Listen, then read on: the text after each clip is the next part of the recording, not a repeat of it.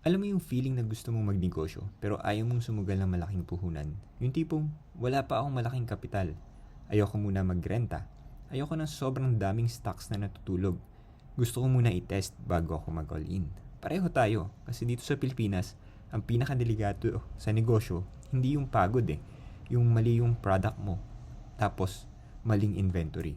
So sa video na to, ibibigay ko yung mga best product businesses, ideas, na low investment, yung mga mabilis mong matetest sa market, may repeat buyers, madaling i-market online, at pwede mong simulan kahit part-time. Hindi ito yung get rich quick. Ito yung smart start. If helpful to, click mo lang yung like button sa video na to and comment down below extra income para gawa pa tayo ng mga ganitong videos. Tara, simulan natin. And if gusto mo ng mga free templates and step-by-step guides for Filipinos, join ka lang sa free online community natin. Visit mo philmentors.com/free. Pick ideas that are low risk. Quick reality check. Low investment doesn't mean low effort. Pero ang goal natin dito is low risk para hindi ka maubusan ng kapital agad. Kasi maraming first-time entrepreneurs dito sa Pilipinas. Ang ginagawa, bibili ng maraming stocks. Tapos aasa na may bibili. At kapag hindi nabenta, trap na yung kapital. Stress, tapos magkukwit. So bago ka pumili ng product idea, use this low-risk filter. Number 1, fast test. Kaya mo ba siyang i-test in small batches? 10 to 30 pieces lang muna, hindi yung 500. Number 2, repeat buyers. Consumable ba? Refill ba? Yung ubos, tapos bibili ulit. Yan ang steady sales. Number 3, easy to market. Kaya mo ba siyang i-demo in 3 to 5 seconds sa video? Kung video friendly, mas madaling ibenta online. Number 4, clear benefit. May obvious bang problem na sinusolve? Kapag clear yung benefit, clear din yung pitch mo. So, simple rule, choose products that are easy to test, easy to explain, and easy to repeat. That's how you start smart without gambling your savings. Repeat buyers is equals to steady sales. Kung gusto mo ng negosyo na hindi mo kailangan maghanap ng bagong customer araw-araw, ito yung secret. Pumili ka ng product na binibili ulit-ulit. Kasi isang beses ka lang mahihirapan mag-acquire ng customer. Tapos kung consumable yung product mo, babalik sila. That's what makes a business stable. Ito yung mga products na pag naubos, bibili ulit. Example, number 1, refill essentials. Detergent, dishwashing, alcohol, cleaning liquids, lahat yan kailangan ng bahay weekly or monthly. Number 2, protein snacks or baon packs. Lalo na office workers, gusto nila convenient, ready to eat. May repeat order. Number 3, pet essentials. Treats, wipes, basic grooming. Pet owners spend consistently, hindi yan one time. So yung mindset shift is this. Instead na how do I sell once, ask how do I sell repeatedly to the same person.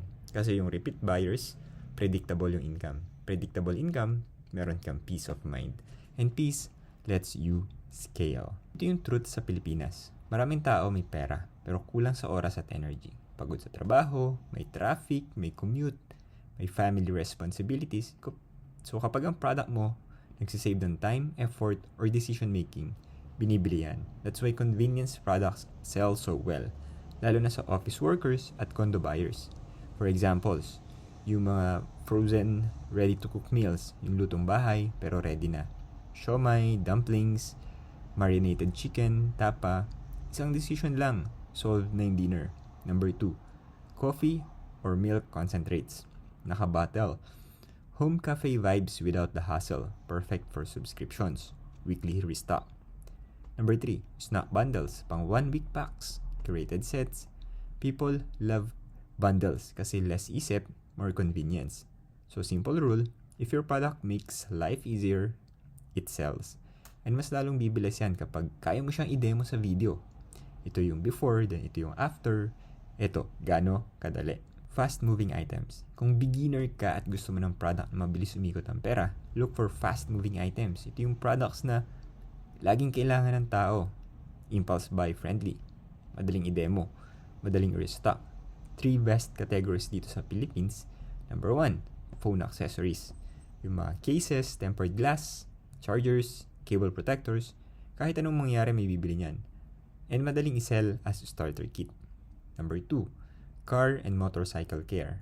microfiber towels, wipes, wax sachets, air fresheners. Sobrang lakas ng market ito sa Pilipinas. And buyers love bundles. Number 3.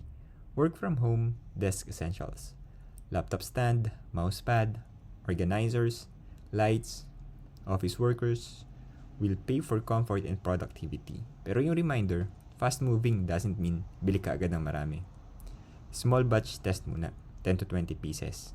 Mag-post mo, sell mo, then restock winners. Kasi ang goal mo is mabilis na cash flow, hindi biglang malaking inventory. Before and after products, win online. Kung gusto mo ng product business na madaling i-market ngayong 2026, ito yung cheat code, before and after products. Kasi online selling is attention game. At ang pinakamabilis na makakuha ng attention, visual proof. Yung tipong, wait, ang gulo ng drawer mo. Tapos boom, biglang organized. Madumi yung tiles, tapos biglang linis. Messy desk, tapos clean setup. That's why these categories work so well. Home organization, yung mga hooks, organizers, storage, boxes, super easy gumawa ng satisfying content. Number 2, cleaning hacks or tools. Brushes, scrubbers, sponges, mini mops, instant results. Instant din yung trust. Number 3, mini bundles. Curated sets like kitchen starter kit or declutter pack.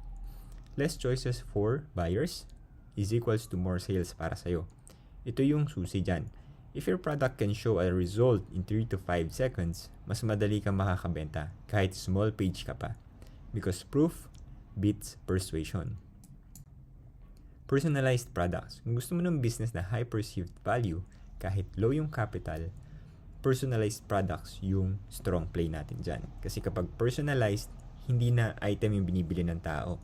Emotion yung binibili nila. Yung gift, memory, occasion. And the best part, hindi mo kailangan agad bumili ng expensive machines. Pwede ka mag-start ng outsourcing production. Ikaw sa designs, marketing, customer communication, taking orders. Examples na sell well, custom gifts, keychains, mags, stickers, acrylic plaques. Simple but meaningful. Number 2, event souvenirs. Candles, soaps, mini plants, bulk orders pa yan. And ito yung profit hack. Rush fee. Pinoys love last-minute orders. So yung offer, rush in 48 hours. Syempre, may added premium yan. So the rule, if you want higher margin without huge inventory, choose products where customization is equals to value. And once demand is proven, saka ka mag-invest sa tools. Digital plus physical is equals to high margin. Kung gusto mo ng product business na low capital pero mataas ang margin, ito yung underrated move. Hybrid products. May physical tsaka digital. Meaning, may printed product ka. Pero may kasamang guide, template, or tutorial na digital. Bakit nag-work yan? Kasi yung papel mura lang, pero guidance is valuable. Example, printed tracker kits, budget planner, debt tracker, habit tracker, fitness tracker. Then you add a simple QR code to a short tutorial video. Instructions, free templates, how to use guide, at biglang nagiging premium yung value. So hindi ka nakikipag-compete sa pinakamurang printing. You are selling system tsaka tools. And that's how you charge higher even with simple materials. This is also perfect for online selling because madaling i-package, madaling i-ship, madaling i-demo sa video. High margin, low risk, and scalable. Choose mo yung lane. Okay? After all these ideas, ito yung important reminder. Best product idea is not the pinaka-trending. Best product idea is yung fit sa buhay mo. Kasi kahit gaano kaganda yung product, kung hindi mo kayang i-execute consistently, mauubos ka. So bago ka pumili, ask mo tong 4 questions. Number 1, do I understand the buyer? Sino ba yung target mo? Office workers, moms, students, pet owners, commuters?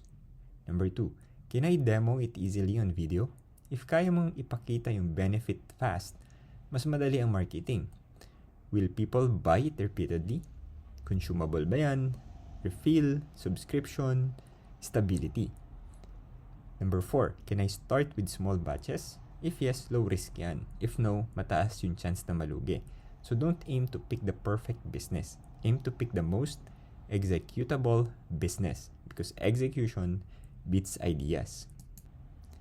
7-day start plan. Kung gusto mong mag-start pero ayaw mong ma-paralyze ka iisip, ito yung simple 7-day plan.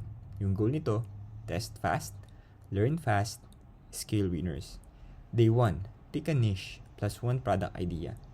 Huwag marami, 1 lane lang muna. Day 2, find 3 suppliers plus compute basic margin. Presyo ng supplier versus selling price. Dapat may space ka. Day number 3, buy a small test batch. 10 to 30 pieces lang. Yung pang proof muna bago ka mag-increase ng volume. Day 4, create 10 posts or videos. Before, after, demo, 3 reasons. Bundle offer, simple lang. Day 5 to 6, post plus collect orders. Then observe ano yung mga replies, clicks, and DMs.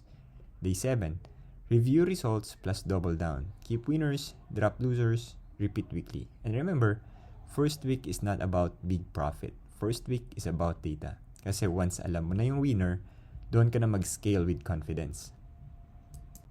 If you want to start a low investment product business, and ang kailangan mo, hindi lang ideas. Ang kailangan mo ng system, tracker, margin guide, content ideas, simple checklist para iwas lugi. May mga ginawa tayong templates para sa Pilipinos na ma-access mo pag sumali ka sa libreng online community.